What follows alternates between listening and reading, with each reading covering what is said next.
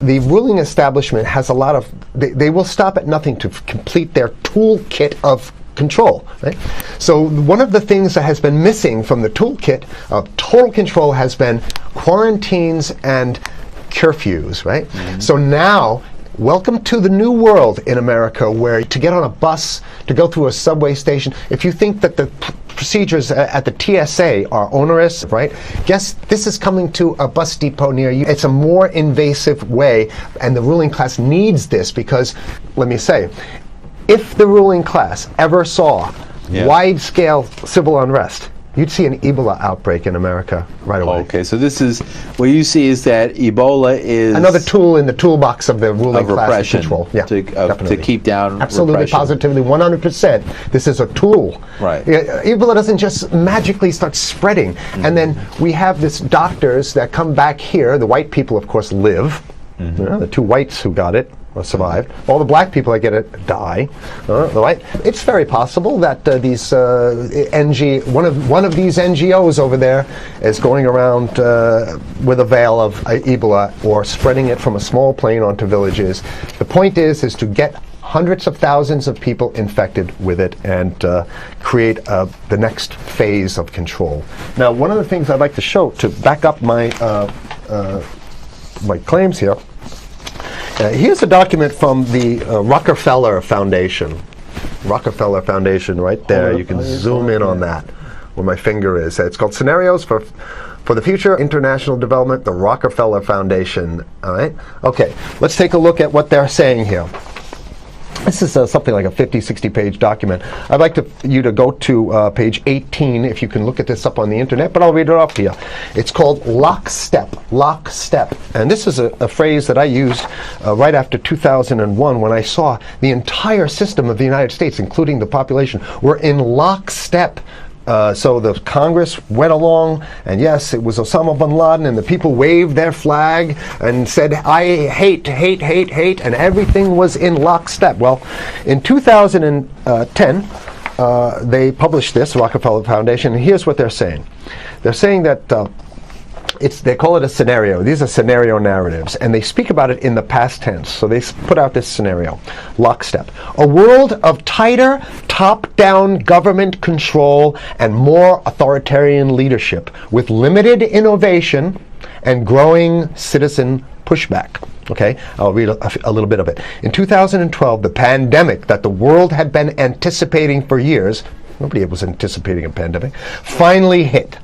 Unlike 2009's H1N1, this new influenza strain originating from wild geese, they use some scenario, but this is Ebola they're talking about. Ahead. Even the most pandemic-prepared nations were quickly overwhelmed when the virus streaked around the world, infecting nearly 20% of the global population and killing 8 million in just 7 months, the majority of them healthy young adults.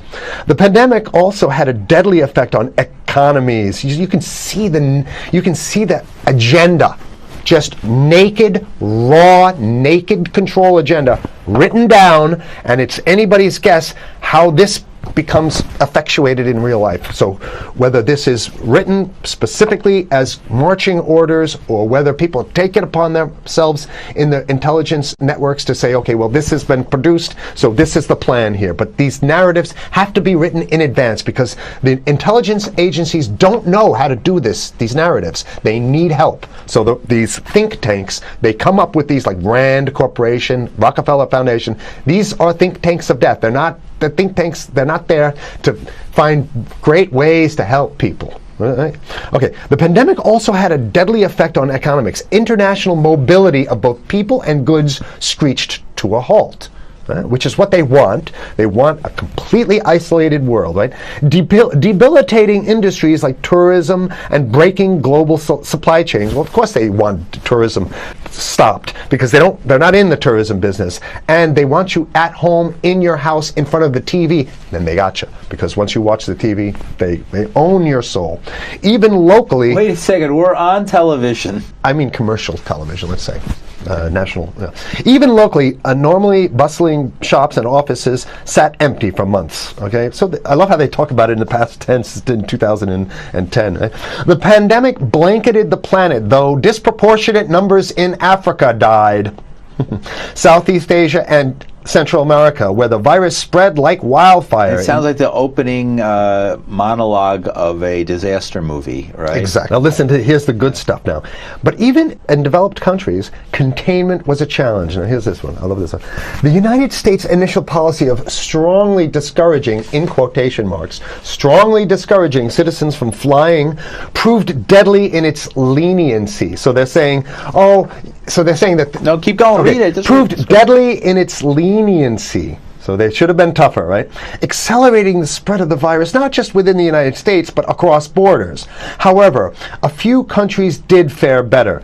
China in particular. The Chinese government's quick imposition and enforcement of mandatory quarantine for all citizens, as well as its instant and near hermetic sealing off of all borders, saved millions of lives, stopping the spread of virus far earlier than in other countries. So the message is here is we have to look towards the Chinese, the oppressive totalitarian Chinese regime as an example of what we need to be doing here. And of course, the ruling class here loves the Chinese regime because they have demonstrated to the ruling class the most efficient form of capitalism, which is authoritarian capitalism. So we have capitalism, but unfortunately we have this veil. I get it. We have this veil of democracy. This is very interesting. This is continue on. Okay.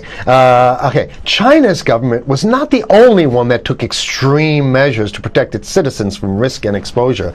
During the pandemic, national leaders around the world flexed their muscles, flexed their authority, and imposed airtight rules and restrictions. You can see the agenda. Okay, go. Okay. From the mandatory wearing of face masks to body temperature checks at the entries to communal spaces like that's what's happening right now. Yeah, but soon it's going to be like body. It'll be at the subway. Yeah, is that what you're saying? We'll be going through this in the to get on the buses and the subway, absolutely, things positively. like that. And what this means though is don't think about having a cigarette, a joint on you, or I mean, basically you can't. This is a dragnet for everything. So if in order for you in other words, just like with stop and frisk, this is ultimate stop and frisk. This is the ultimate cavity stop and frisk, cavity search kind of thing. All right, so during the pandemic, national leaders around the world flex their authority. Now there's some good stuff. Listen to this. And even supermarkets, they want body checks at supermarkets. Okay, so basically what they're saying is they're building a system where every move you make, you got to go through them. You can't get food. Well, how about if you go to the farmer's market? Right. Here's the good stuff now. I mean, it just keeps getting better. Even after the pandemic faded, this more authoritarian control and oversight of citizens and their activities stuck. And even intensified. That's the whole point. So they're going to get rid of... Did that happen already with 9/11? Of course. 9/11 was how many, 14 years ago? And we still have all these draconian rules. So they're going to put the body cavity USA, searches Patriot, and all that That's right. So in order to get to a supermarket, you got to have a body cavity search. And then when there's no more Ebola, well, you know what? We kind of like this way because we have an complete infrastructure of a control grid. In order to protect themselves from the spread of increasingly global problems, from pandemics and national terrorism to environmental crisis and rising poverty, leaders around the world took a firmer grip on power. Well, what the hell would rising poverty have anything to do with imposing strict citizen controls with face masks? So they're very sloppy stuff here. At first, the notion of a more controlled world gained wide acceptance and approval. I'm sorry. Nobody likes this stuff. They're just saying it. I have to provide analysis. Only because we only have 5 minutes left, so that's. Oh my God. Okay. Citizens willingly gave up some of their sovereignty and their privacy to more paternalistic states in exchange for greater safety and stability. I mean, that's just a complete naked contradiction to the famous saying that if you think you're going to give up a little bit of security, I mean, if you're going to give up your freedom for security, you're going to get neither. That's the long-standing thing. And here what they're doing is They're not even ashamed or embarrassed to absolutely say the exact opposite. They're saying, yes, we all want to give up our privacy and sovereignty for more stability and security and stability. So you don't get that. When you give it up like that, you get the shaft. Can you show us the cover again of I'll what show you were the just cover reading? one more time, and then I have this two is more what- documents. Right, Two this is more what we were documents. reading here, and just zoom in a little bit so folks can see it. He'll zoom in, don't worry, you can relax. All right. And scenarios for the future of technology and international development. Okay. Now I have two more documents. Keep it zoomed. We have the National Security Memorandum of December 10th, 1974. This is Henry Hold it down. Kissinger's brainchild.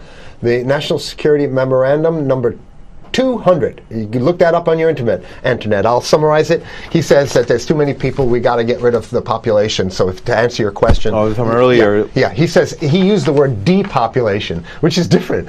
Depopulation means killing people that already exist, and it's to get the minerals, because we need the minerals. And here's another one.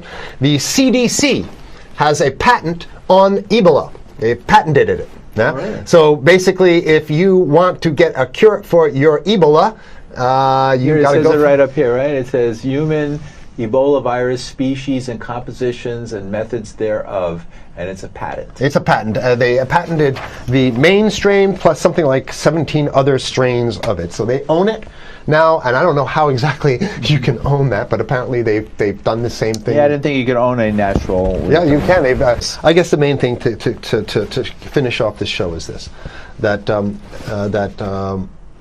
they want to get more control, more and it's going to be curfews and quarantines. So what I'm saying is that unless the American people start to get some new way to revolt, a new way to organize, new way to protest, unless we can break through the apathy, because that's what we have here, then it's going to be a slave state here. The ruling class doesn't seem to have too much resistance. They're getting everything on their Christmas shopping list, and they've been wanting quarantines and curfews for a long time. Now they got it.